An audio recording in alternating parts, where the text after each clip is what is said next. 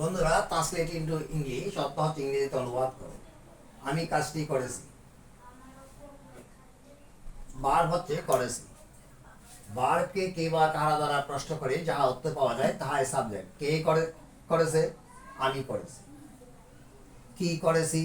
ভার্বকে কি বা কাহাকে প্রশ্ন করে যাহা উত্তর পাওয়া যায় তাহাই অবজেক্ট। তার আমি কাজটি করেছি, প্রথমে সাবজেক্ট, তারপর ভার্ব, তারপর অবজেক্ট বসে। করেছি, করা যোগ ইয়াসি, ক্রিয়ার শেষে ইয়াসি ইয়াসি আছেন তাকে প্রেজেন্ট পারফেক্ট টেন্স হয়। প্রেজেন্ট পারফেক্ট টেন্সে গঠন প্রণালী বলা হয়েছে সাবজেক্টের পরে হ্যাভ বা হ্যাজ বসে মূল ভাবটি হয় ফার্স্ট পার্টিসিপল। তাহলে আনসার হচ্ছে I have done the work.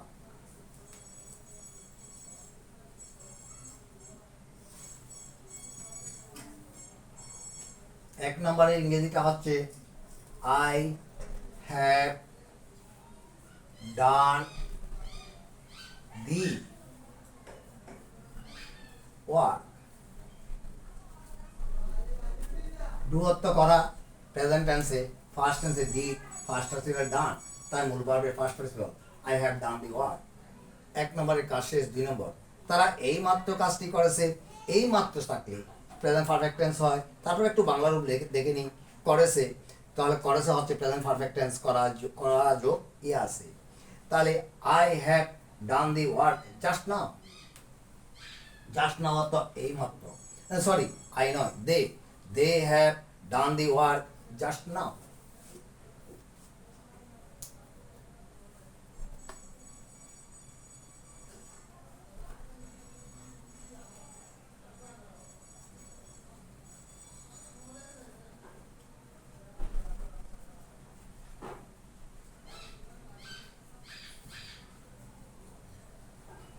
Number 3, Rahim 2020 সালে এসএসসি পাস করেছে।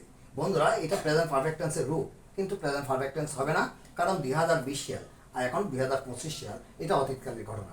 তাহলে রহিম পাস করা বার, প্রথমে সাবজেক্ট, কে পাস করেছে? রহিম, তারপর বার।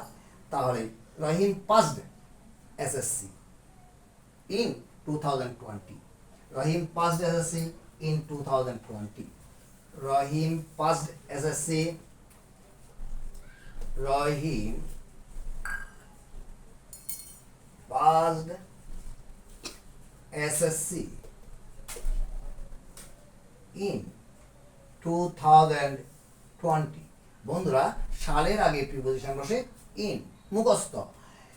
তবে প্রেজেন্ট পারফেক্ট কন্টিনিউয়াস টেন্সে সাল বসালে নির্দিষ্ট সময় বোঝানো হয়, সেক্ষেত্রে বসবে সিন্স। আরও কিছু ব্যতিক্রম রয়েছে, তবে জেনারেলি সালের পূর্বে বসে in. Rahim passed SSC in 2020।